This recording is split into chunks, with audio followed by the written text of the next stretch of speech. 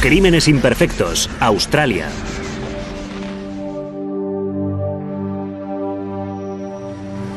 Con una población de 60.000 habitantes, Rockhampton se enorgullece de ser la capital ganadera de Australia. También enarbola la bandera de ser el núcleo principal de la costa de Capricornio, en el centro de Queensland. Un lugar único donde las tierras del interior coinciden con la costa y los arrecifes, por lo que es un destino popular entre turistas nacionales y extranjeros. Sin embargo, esta ciudad idílica también tiene su lado oscuro. A finales de la década de los 90, Rocky se convirtió en el terreno de caza de un violador en serie, cuyo deseo sexual no conocía límites, y escalaría hasta convertirse en uno de los peores asesinos en serie del país. El depredador, Leonard John Fraser.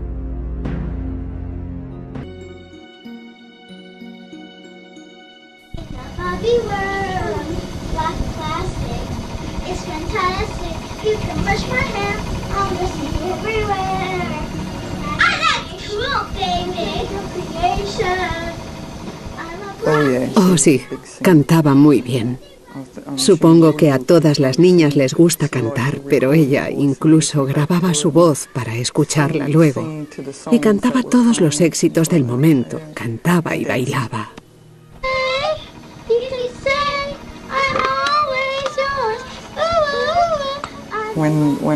Cuando quedé embarazada, ella estaba muy emocionada porque iba a tener un hermanito y en cuanto nació se convirtió en una verdadera madraza.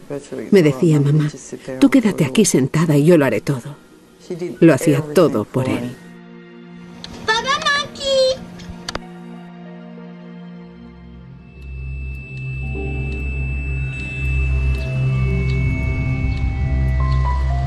Son cerca de las 3:30 de la tarde del 22 de abril de 1999. Solo hace 10 días que Kira Steinhardt, de 9 años, puede volver sola a casa al salir de la escuela, a 30 minutos de distancia.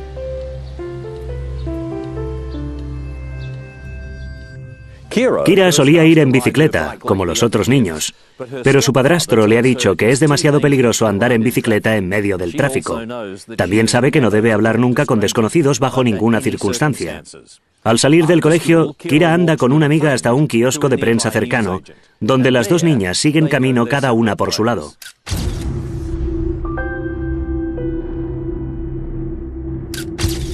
Luego toma un atajo por un descampado cerca del instituto de North Rockhampton.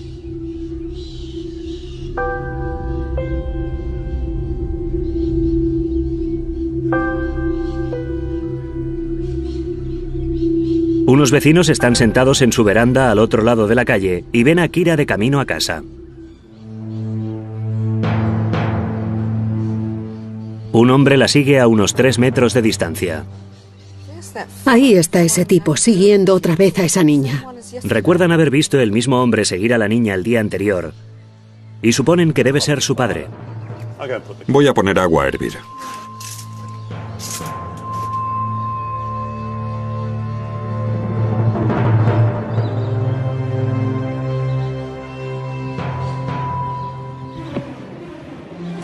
Ese tipo acaba de pegarle a la niña.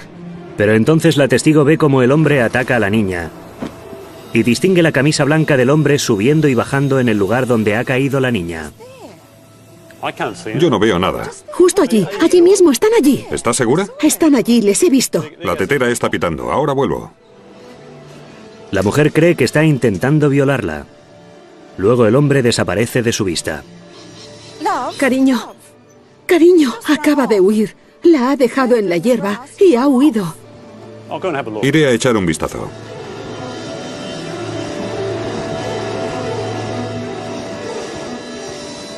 Se ha ido. El hombre regresa al poco rato con un coche rojo.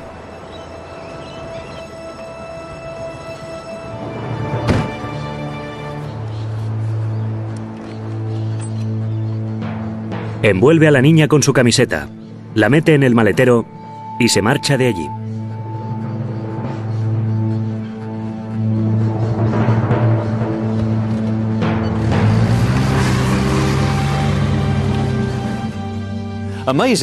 Increíblemente, la pareja tarda 40 minutos en llamar a la policía, un hecho que más adelante indignará a toda la comunidad, pero tampoco puede negarse que su información ayudará a la policía a encontrar al secuestrador. Los alumnos del cercano instituto de North Rockhampton también ven perfectamente al hombre que sigue a Kira por el descampado. Le describen como un sujeto de aspecto hosco, que fuma un cigarrillo enrollado a mano.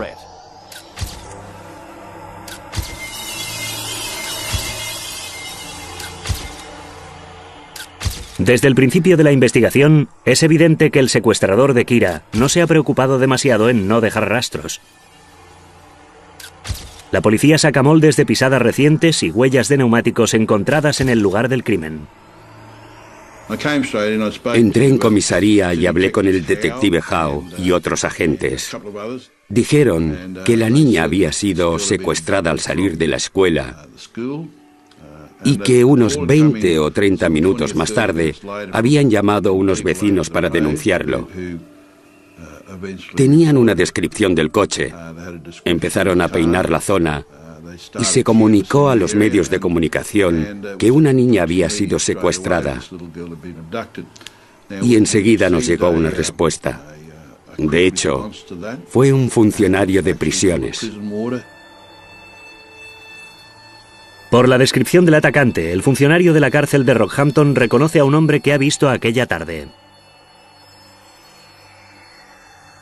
Él iba andando a lo largo del descampado y yo giré por la calle Robinson. Estaba a unos 20 metros de distancia cuando alcé la vista y le vi. Y yo pasé a su lado mientras él seguía andando.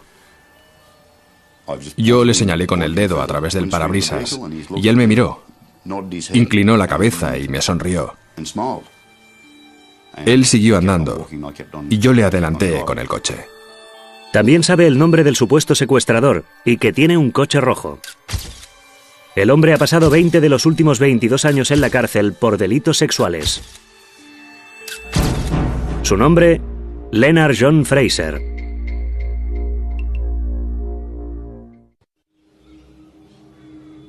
En Rockhampton, en la costa de Capricornio de Queensland, Kira Steinhardt, de 9 años, ha sido brutalmente atacada y secuestrada. ¡Rápido, rápido! Ese tipo acaba de darle un porrazo a la niña. Su supuesto secuestrador ha sido identificado como Leonard John Fraser. Es un conocido de la policía y ha estado encarcelado tanto en Nueva Gales del Sur como en Queensland por una serie de delitos que incluyen robo de coches, atracos a mano armada, agresiones sexuales y varias violaciones. Leonard John Fraser había nacido en el pueblo de Ingham, en el norte de Queensland. Era el cuarto de 5 hijos. Su madre era ama de casa y su padre maquinista, un veterano de la Segunda Guerra Mundial que pocas veces estaba en casa por motivos de trabajo. Leonard tenía muchos ataques de ira y le costaba mucho concentrarse en la escuela. Las autoridades escolares le consideraban una persona con poca inteligencia o un nivel de inteligencia medio-bajo. No encajaba en el entorno escolar. Tenía un problema de locución que le costaba aceptar.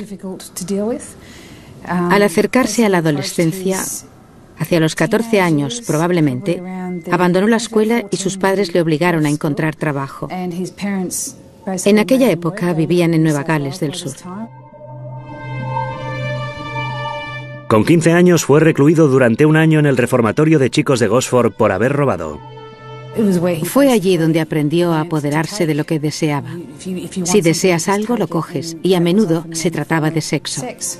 De manera que o bien le violaban los reclusos mayores que él, o era él el que violaba a los más jóvenes. Aprendió desde muy joven que el sexo era algo que simplemente tomabas. Y esto le marcó para siempre y se reflejó en sus delitos futuros. Al salir del reformatorio, Fraser se mete muy pronto en problemas y es condenado a 2 años de cárcel por asaltar a un guardián del ferrocarril. Entra y sale de la cárcel varias veces por distintos delitos, hasta trasladarse a King's Cross, en Sydney, donde vive del dinero de las prostitutas. También empezó a consumir drogas y alcohol, además de ser declarado culpable por peleas callejeras y otros delitos. Fue encarcelado por atraco a mano armada aquel año. Salió en el 74, pero al poco tiempo de salir en libertad condicional, empezó a cometer de nuevo delitos sexuales. A las 3 semanas de haber salido en libertad, Fraser comete una serie de ataques sexuales a lo largo de varias semanas. Finalmente pierde su cartera, donde consta su nombre y su dirección, y pronto será detenido de nuevo. Durante los interrogatorios por aquella serie de delitos sexuales, confesó haber violado a una turista francesa en 1972. Tan feroz fue el ataque que la mujer quedó estéril para siempre. Fue tal la brutalidad y violencia de aquel delito, cometido además contra una mujer seleccionada al azar, que sería condenado a 21 años de cárcel. Aunque un psiquiatra de la cárcel haya diagnosticado que Fraser es un psicópata clásico para el que no existe tratamiento, Fraser será liberado en 1981 tras cumplir solo la condena mínima de 7 años. Se traslada hacia el norte, hasta Mackay, en Queensland, donde encuentra trabajo como peón agrícola. Pero al cabo de un año ataca a una mujer en su propia casa tras pretender estar interesado en comprarle un coche en venta. A pesar de sus múltiples antecedentes, solo es condenado a 2 meses de cárcel por agresión con agravantes.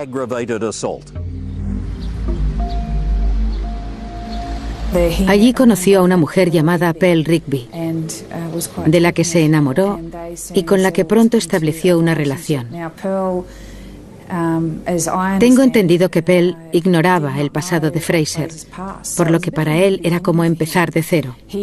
Por primera vez en su vida consiguió trabajo a tiempo completo en los ferrocarriles de Queensland y la pareja se instaló en un piso, algo completamente nuevo para Fraser, que, como he dicho antes, había llevado una vida prácticamente nómada entre sus estancias en la cárcel. Durante 3 años, pues, llevó una vida normal. Tuvo una hija con Pell, que ya tenía un hijo de una relación anterior, por lo que Fraser empezó a hacer de padre y de padrastro.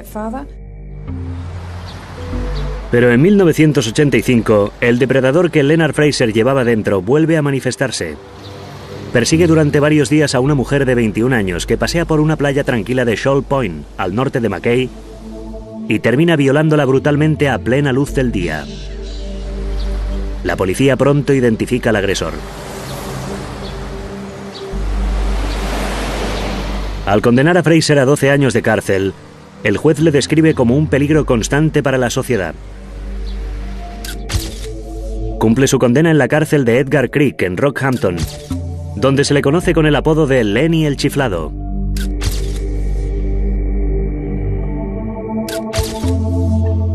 Cumplió su condena entera, aunque en aquella época el gobierno de Queensland todavía no había aprobado la ley vigente en la actualidad que puede impedir la liberación de delincuentes sexuales potencialmente peligrosos. La directora de la cárcel le retuvo hasta el último momento de su condena. La cumplió por entero. La directora hizo todo lo que pudo para retenerle en la cárcel todo el tiempo posible, porque consideraba que era una amenaza para la sociedad. Pero no podían impedirle salir. Había cumplido toda su condena.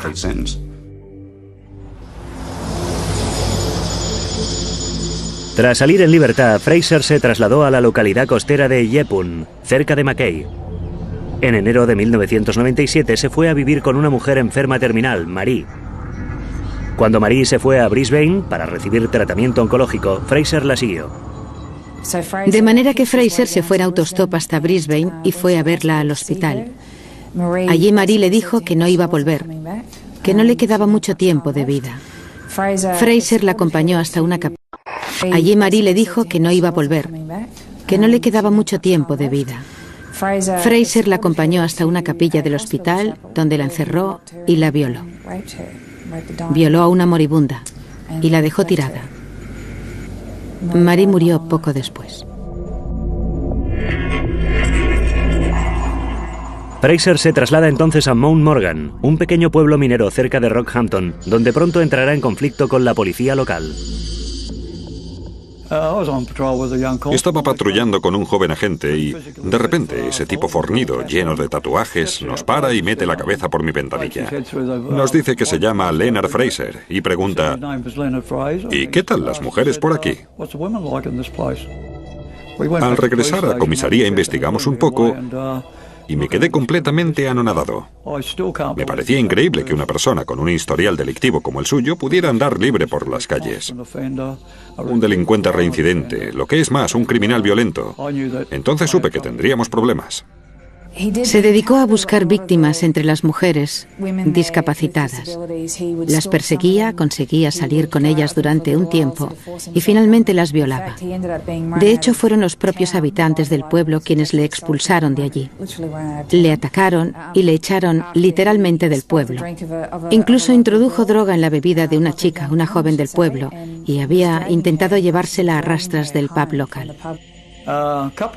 Le recogí un par de veces, especialmente si me lo encontraba por la noche. Le hacía subir al coche. Ahora que ya estoy retirado, puedo decirlo. Nos lo llevábamos un rato en el coche, intentábamos hablarle en serio. Le sugeríamos que se marchara. No quería que se acercara a las chicas del pueblo. Pero no fue hasta más tarde, hacia el final, antes de que se marchara, cuando nos dimos cuenta de lo que sucedía realmente en aquella casa. Los vecinos no tenían ni idea, pero drogaba y violaba a muchachas jóvenes a punta de navaja. Y les amenazaba diciéndoles que si hablaban, los miembros de un grupo de moteros vendrían a Mount Morgan y se las cargarían. Las matarían de una vez, a ellas y a sus familias. Incluso hoy en día, algunas de ellas están convencidas de que podía pasar. A finales de 1998, Fraser se traslada a Rockhampton y se instala en un apartamento con Christine Reid, una discapacitada mental, aunque pronto serán expulsados de allí por ser muy conflictivos. La pareja se muda entonces a una casa de la calle Baker y es allí donde viven cuando la niña Kira Steinhardt es secuestrada. La policía actúa rápidamente cuando los testigos identifican a Fraser. Fuimos a su casa con otros 3 detectives, los detectives Lees, Fergal y Crouch. Pero antes de llegar al edificio, Leonard Fraser salió al camino de entrada con una linterna y nos preguntó qué estábamos haciendo allí. Tras hablar un rato con él, se tranquilizó un poco y le explicamos que estábamos investigando la desaparición de una niña y que queríamos hacerle algunas preguntas relacionadas con este tema. Y aceptó acompañarnos voluntariamente a comisaría y ayudarnos con nuestras pesquisas.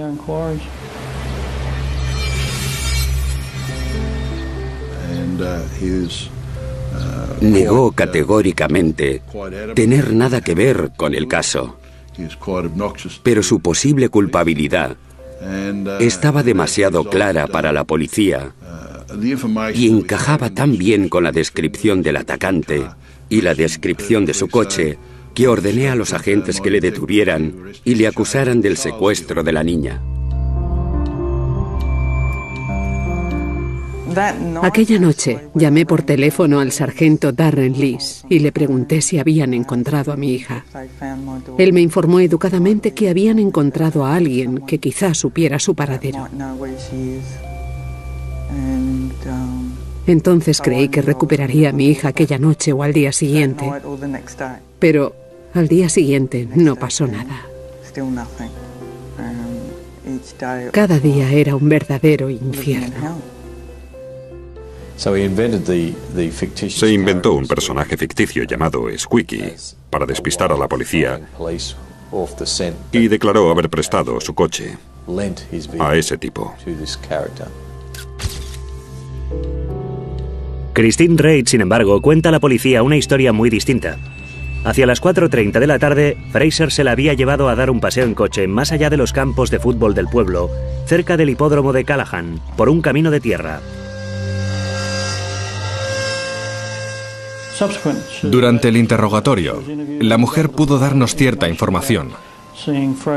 Dijo haber visto a Fraser sacar un bulto del maletero del coche, parecido a una muñeca grande de pelo rubio, y según la descripción que dio de la ropa, encajaba con el uniforme escolar de Kira Steinhardt.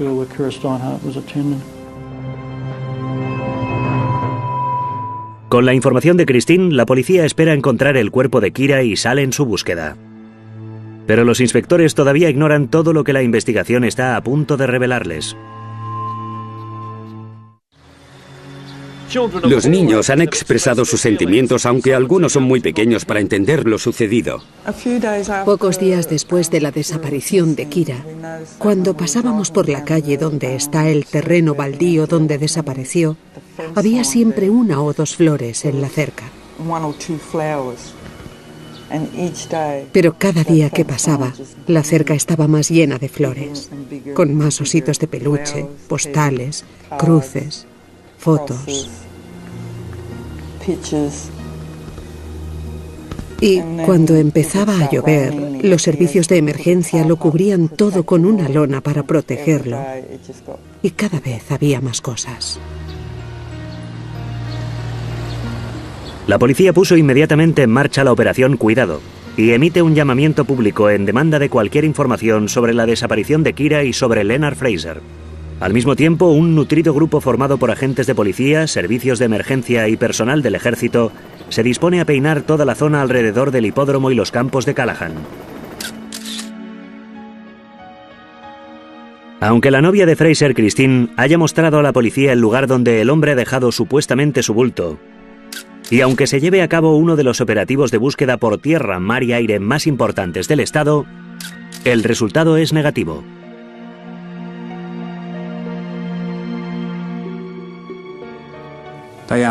Me pidieron que entrara en el centro de detención para intentar sonsacar la información sobre el paradero de Kira.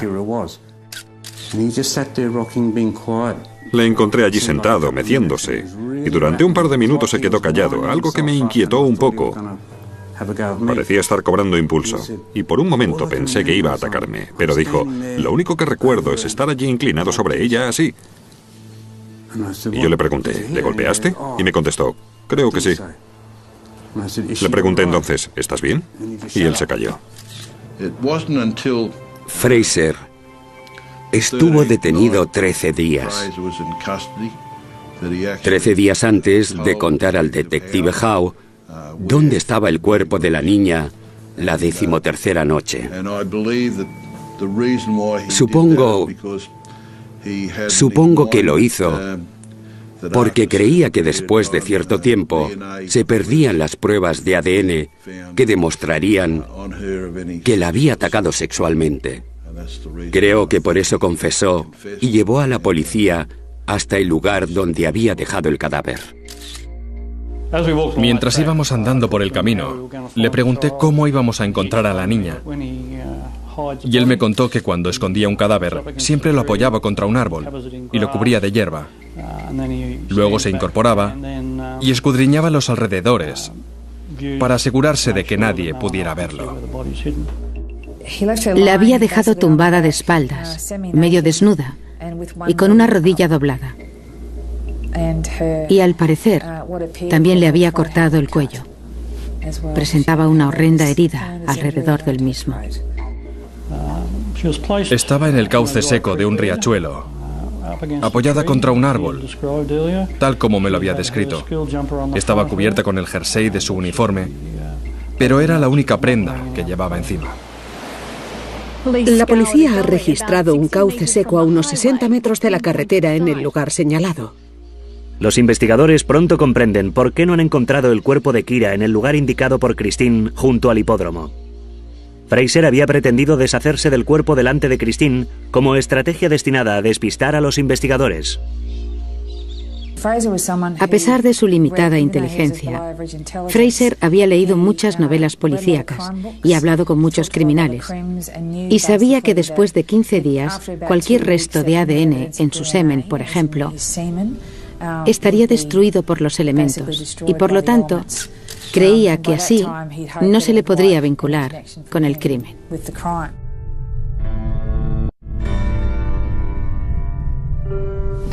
Darren Lees vino a verme y me dijo que ya la habían encontrado.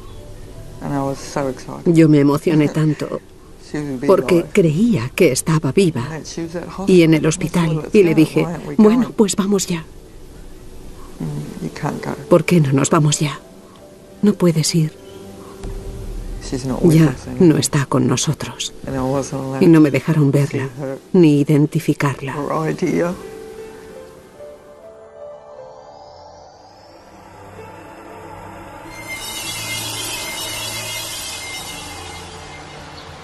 El 7 de mayo, un día después de que la policía haya encontrado el cuerpo de Kira, Fraser es oficialmente acusado de su asesinato, de secuestro y de abusar de sus restos mortales.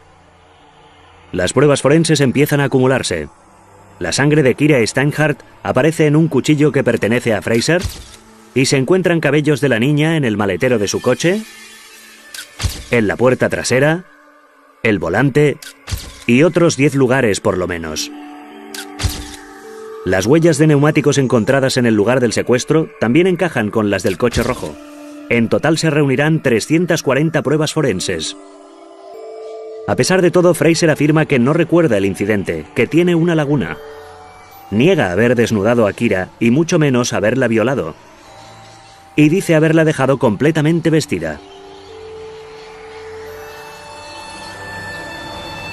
En el momento de la desaparición de Kira Steinhardt, la policía de Rockhampton estaba también investigando la desaparición de otras 4 chicas: Natasha Ryan, Julie Turner, Beverly Lego y Silvia Benedetti. Por lo tanto, las alarmas se dispararon inmediatamente entre los investigadores involucrados en el asesinato de Kira Steinhardt,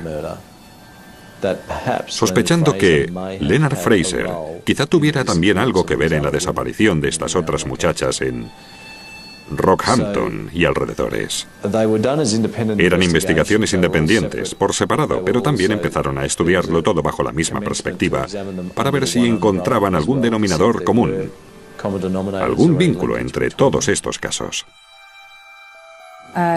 Una adolescente local llamada Natasha Ryan había desaparecido en septiembre de 1998. No era la primera vez que Natasha desaparecía. Se había fugado de su casa varias veces por problemas familiares, pero la policía había conseguido siempre localizarla o encontrarla gracias a sus amigos. Fue vista por última vez por varias personas en una callejuela cerca del antiguo cine, y su descripción fue, ¿cómo lo diría?, fuera de lo normal. Preguntamos a todos sus conocidos, todos sus amigos, toda la gente joven. Solo tenía 14 años cuando desapareció. Su madre salió en televisión, en la prensa, en todos los medios de comunicación pidiendo ayuda. Hicimos todo lo posible para encontrarla, pero ninguna de las pistas que encontramos nos condujo a nada.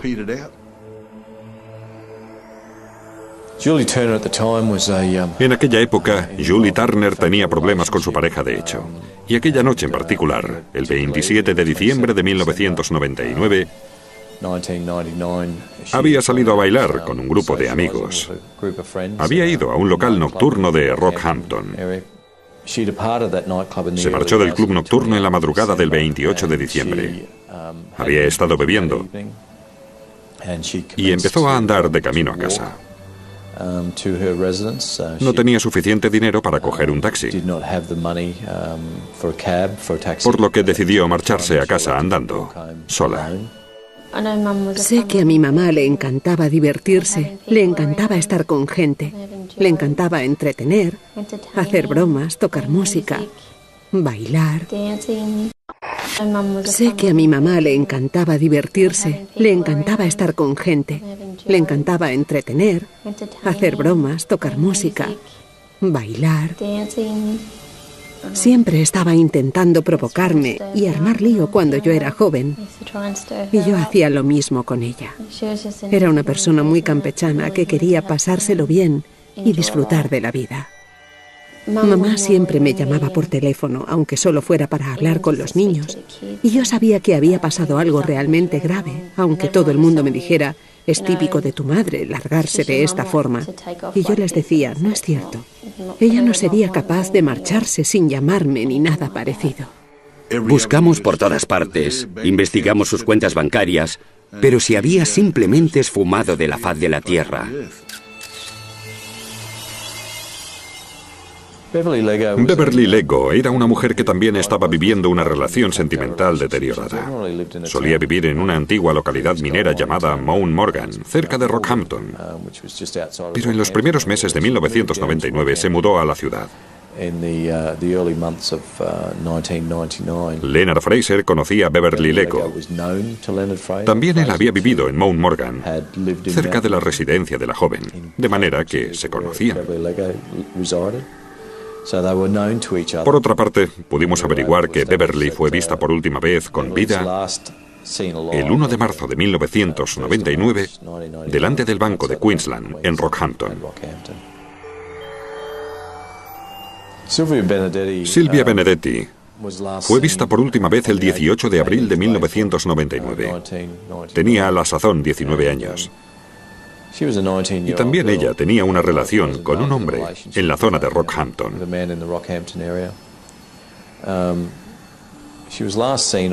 Varios testigos la vieron aquel día, cerca del centro comercial de Rockhampton, acompañada por un hombre que más tarde pudimos identificar como Leonard John Fraser.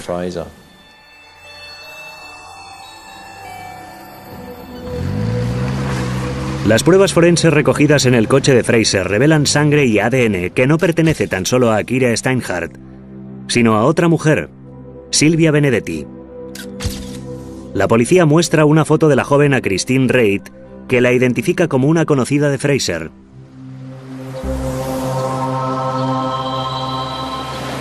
Luego, el 25 de abril de 1999, los obreros que trabajan en el derribo del abandonado Hotel Queensland en Rockhampton hacen un macabro descubrimiento. Las paredes, el suelo y el techo de la habitación número 13 del edificio en ruinas están salpicados de sangre.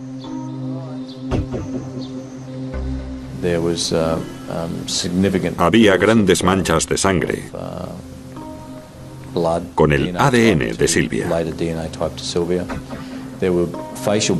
Había fragmentos de huesos faciales, todavía con tejido adherido, dientes rotos esparcidos por la habitación, grandes salpicaduras de sangre por todas partes, por la pared hasta el techo, a una altura de casi 4 metros. Era evidente, por lo tanto, que allí se había cometido un crimen de increíble violencia.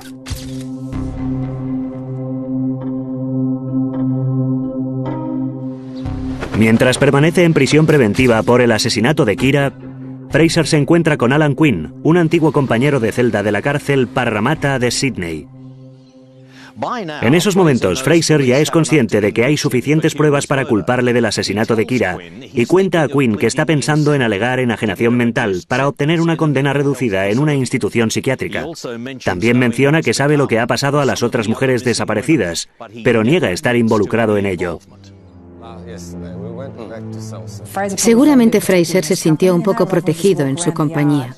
A menudo paseaban juntos por el patio, como viejos amigos, andando para gastar energías y hablando sin cesar todo el rato. Quinn recordaba haber visto en la televisión a la familia de Kira y a la familia de Natasha Ryan, y pensó que quizá podía ayudar en algo. De manera que se puso en contacto con un detective que conocía llamado John O'Keefe y le contó que Fraser había empezado a confiar en él y que se proponía anotar sus confesiones. Aunque Fraser no haya admitido haber matado a Silvia Benedetti, la información que proporciona a Quinn, junto con las pruebas forenses del hotel, permiten a la policía reconstruir cómo consiguió atraer y asesinar a la joven. Es aquí mismo, Silvia. La tengo guardada allá arriba. De acuerdo. Son las 7:30 de la tarde del domingo 18 de abril de 1999. Utilizando una 1,5 de marihuana como cebo, Fraser atrae a Silvia hasta la habitación 13 en la segunda planta del abandonado Hotel Queensland en Rockhampton. ¿Dónde está la hierba? Espera un momento, ¿quieres? Solo quiero fumarme un peta. ¿Y te crees que es gratis? Le cuenta a su víctima de 19 años que es aquí donde esconde la droga. Luego intenta violarla, y Silvia se defiende con fuerza. No deberías haberlo hecho. El rechazo enfurece a Fraser, que contraataca de inmediato. Silvia pierde varios dientes, que vuelan por la habitación. Enloquecido, Fraser golpea una y otra vez la cabeza de Silvia Benedetti, y la sangre salpica paredes y techo hasta una altura de 3 metros. Cuando por fin se detiene, Silvia Benedetti está inmóvil, con los ojos abiertos y mirando sin ver a su atacante. Su muerte es casi segura.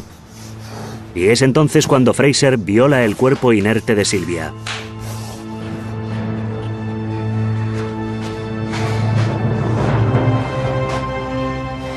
Le envuelve la cabeza con una toalla y la traslada a la habitación de al lado para intentar limpiar la sangre. Luego carga el cuerpo de Silvia y baja por las escaleras dejando un rastro de sangre de su cabeza destrozada. Deja la ropa de la chica en una nevera estropeada y llena de agua, que Fraser espera diluya cualquier prueba. Pero todavía no ha terminado con su Silvia Benedetti.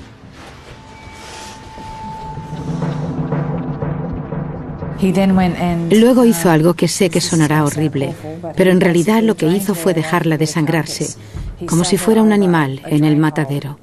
La colocó encima de un desagüe para que se fuera vaciando de sangre hasta que pudiera regresar a recoger el cadáver. Bajó al lavabo de hombres de la planta baja y dejó el cuerpo allí, desangrándose.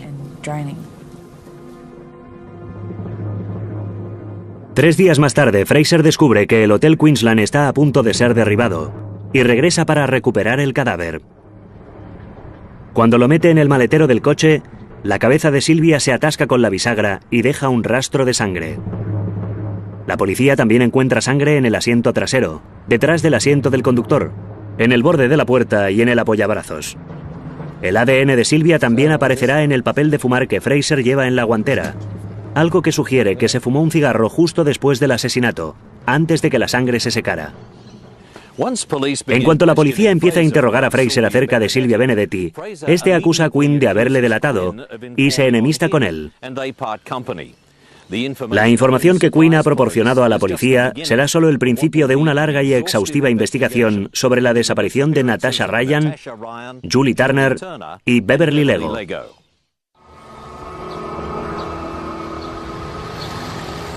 He llorado de alegría, porque lo más importante para mí es que por fin Kira podrá descansar en paz.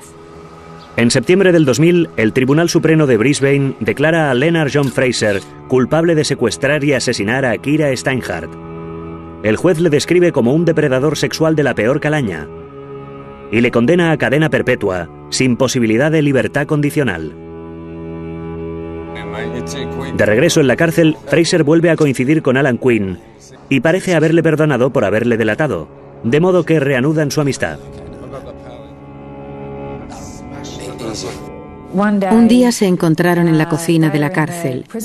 Era poco tiempo después de que Fraser hubiera sido condenado por el asesinato de Kira. Y empezó a hablar con Quinn otra vez. Como quien dice, rompieron el hielo. Fraser vuelve a explayarse con Quinn y empieza a dibujar mapas indicando los lugares donde dice haber dejado a sus víctimas: Silvia Benedetti, Natasha Ryan, Julie Turner y Beverly Lego.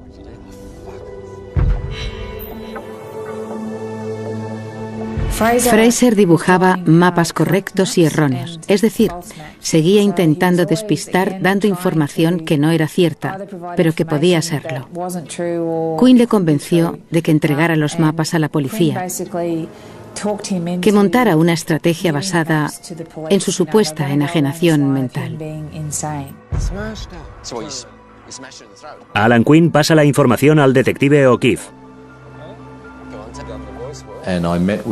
Me reuní con el detective O'Keefe para hablar con él de la información recibida. Y me dio algunos detalles gráficos que enseguida despertaron mi interés. Cuando estuve seguro de que dichos detalles bastaban para justificar una investigación más profundizada, me puse en contacto con la policía de Queensland y pedí que se formara un equipo operativo especial con suficientes recursos para investigar las informaciones de Quinn acerca de Leonard Fraser. Quinn acepta la instalación de micrófonos en su celda y en su cuerpo. Con la excusa de escribir un libro sobre la carrera criminal de Fraser, Quinn recoge escalofriantes confesiones. ¿Le dijiste algo a Julie Turner antes de matarla? No.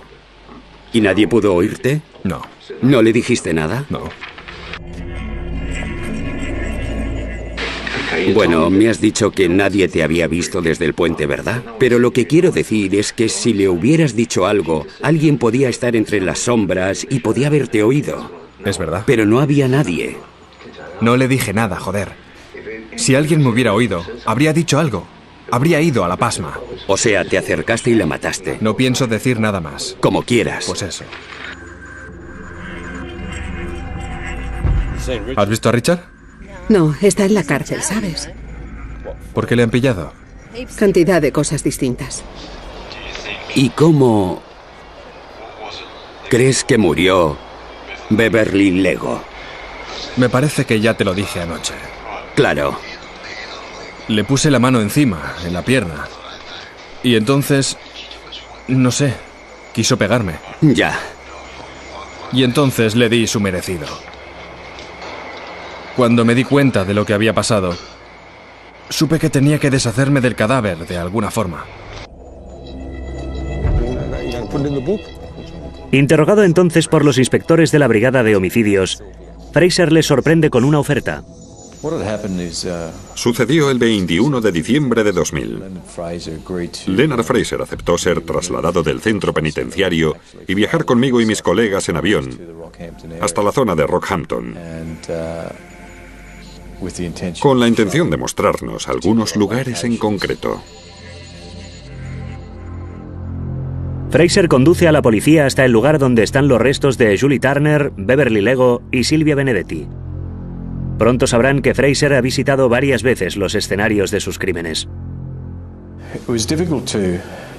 Cuesta entender por qué quiso volver a los lugares donde había dejado los restos mortales de estas mujeres. En el caso de Julie Turner, concretamente, descubrimos que volvió al cabo de bastante tiempo y que incluso manipuló sus restos mortales. De hecho, le arrancó la cabeza. No confesó en ningún momento haber violado a ninguna de sus víctimas.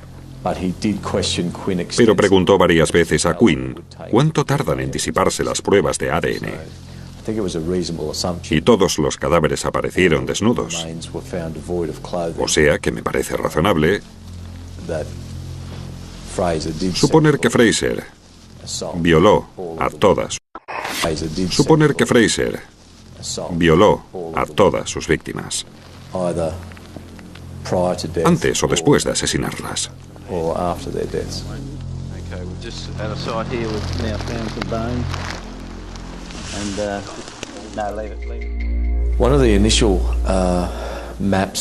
Uno de los primeros mapas y confesiones de Fraser, recogidas por Alan John Quinn en el centro penitenciario, era acerca del asesinato de Natasha Ryan y el abandono de su cadáver en dos sitios distintos, por lo menos.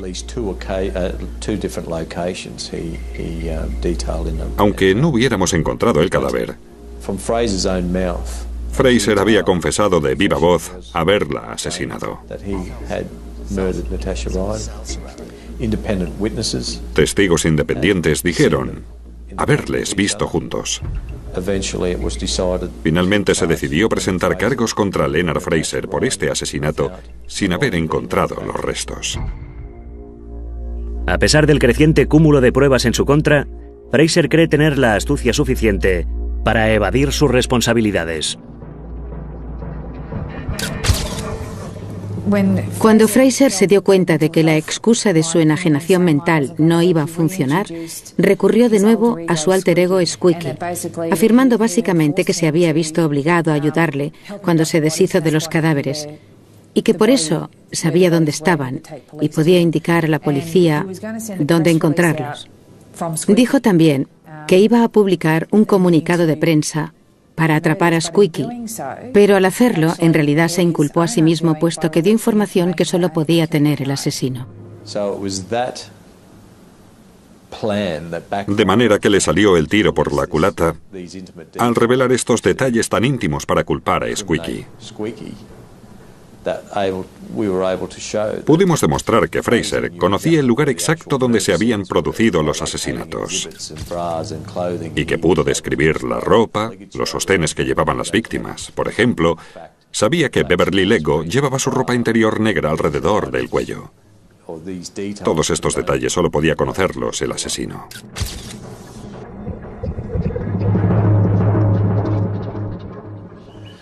Basándose en las escuchas secretas en la celda de Quinn, la policía acusa a Fraser del asesinato de las 4 mujeres desaparecidas. Su aparición ante el tribunal está programada para abril del 2003 y la policía está convencida de haber cerrado el caso. Pero entonces sucede algo que podría abortar el proceso judicial y desmontar todo el trabajo de la policía. En abril del 2003, Leonard John Fraser aparece de nuevo ante un tribunal de Brisbane, donde se declara inocente de los asesinatos de Natasha Ryan, Julie Turner, Beverly Lego y Silvia Benedetti. Dice haber asesinado a Natasha Ryan, de 14 años, porque se había quedado embarazada.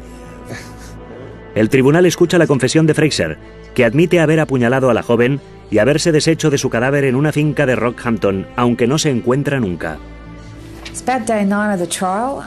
Era el 9º día del juicio, que se ocupaba del caso de asesinato más importante de la historia reciente, en Queensland. A primera hora de la tarde, el tribunal levantó la sesión porque la policía había recibido la información de que Natasha Ryan, de cuyo asesinato se había acusado a Fraser, había aparecido sana y salva tras 5 años desaparecida. Una aparición que dejó absolutamente anonadado a todo el mundo.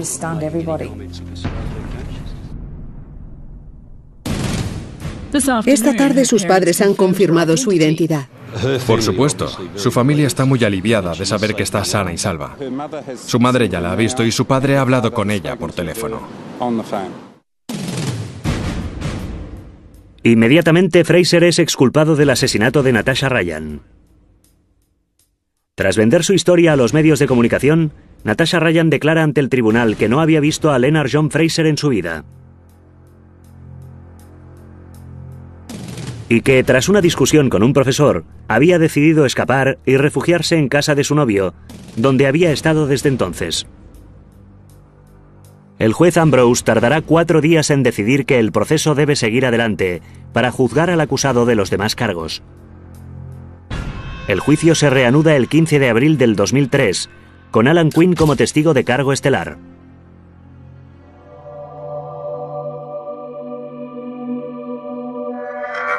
Los familiares de las víctimas permanecieron en la sala, día tras día, escuchando lo que había ocurrido a sus seres queridos, gracias a que la policía había conseguido grabar en secreto las confesiones de Fraser.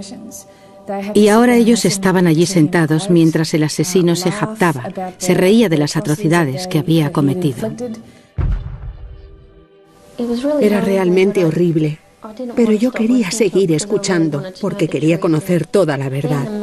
Creo que lo que más me afectó cuando me senté en la sala después de haber prestado declaración fue cuando Fraser dijo que mi madre era una cualquiera, que nadie la quería y que era una traficante de droga y no sé cuántas patrañas más.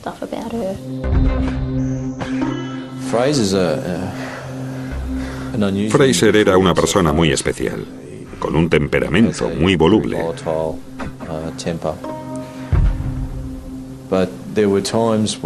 A veces su actitud era de total indiferencia.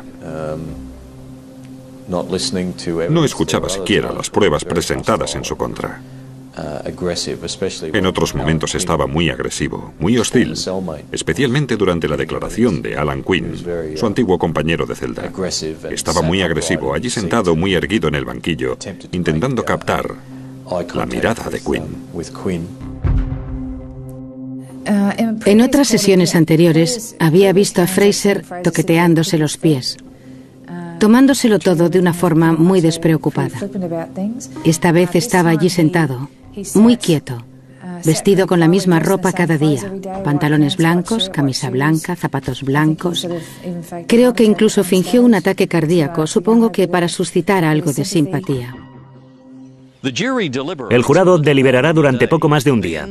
Luego, el 9 de mayo del 2003, declara al acusado culpable del asesinato de Sylvia Benedetti y Beverly Lego. En cuanto a Julie Turner, le declara culpable de homicidio porque considera que no había tenido la intención de matarla. Un Fraser con la cara enrojecida se limita a bostezar y estirar los brazos mientras escucha el veredicto.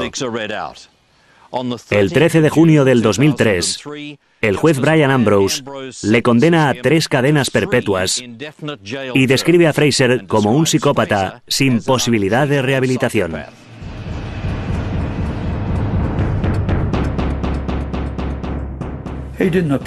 No parecía tener remordimiento alguno. Hablé con algunos de los testigos cuando salieron de la sala. Dijeron que se había quedado allí sentado, con la cara completamente inexpresiva. Dijeron que no parecía arrepentido en absoluto, y yo repetí varias veces, Leonard Fraser es un animal. No deberías haberlo hecho. Fraser tenía un largo historial clínico de problemas cardíacos. Su padre había muerto de un ataque al corazón. Él mismo sufrió uno en la cárcel y tuvo que ser trasladado al Hospital Princess Alexandra, donde hay un ala carcelaria de alta seguridad. Hacia las 4 de la mañana del año nuevo del 2007, murió de un ataque cardíaco mientras dormía. De todas formas, no creo que su muerte supusiera un gran alivio para las familias de sus víctimas, porque creo que esperaban que viviera un poco más de su castigo carcelario. Cuando me enteré de que estaba enfermo, a punto de morir, hice algo que no hago a menudo. Me tomé 2 cervezas. Estaba muy contento. Así estaríamos seguros de que ese hombre no sería nunca más una amenaza para la sociedad.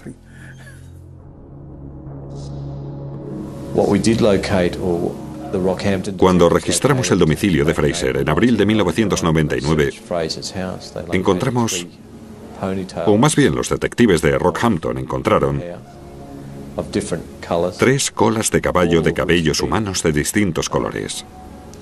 Todas ellas aparentemente mal cortadas con un cuchillo o algún tipo de hoja cortante, y todas ellas todavía atadas con un coletero. Con la ayuda del FBI de Washington pudimos demostrar que ninguna de estas colas de caballo pertenecían a nuestras víctimas, ni tampoco a Leonard Fraser. Surge por lo tanto la pregunta, ¿a quién pertenecen estos cabellos? ¿Y es posible que Leonard Fraser haya asesinado a otras víctimas de las que no tenemos noticia? Estoy firmemente convencido de que otras familias han perdido a sus seres queridos, mujeres raptadas, asesinadas y profanadas por Leonard Fraser. Pero ahora que está muerto, nunca jamás sabremos la verdad.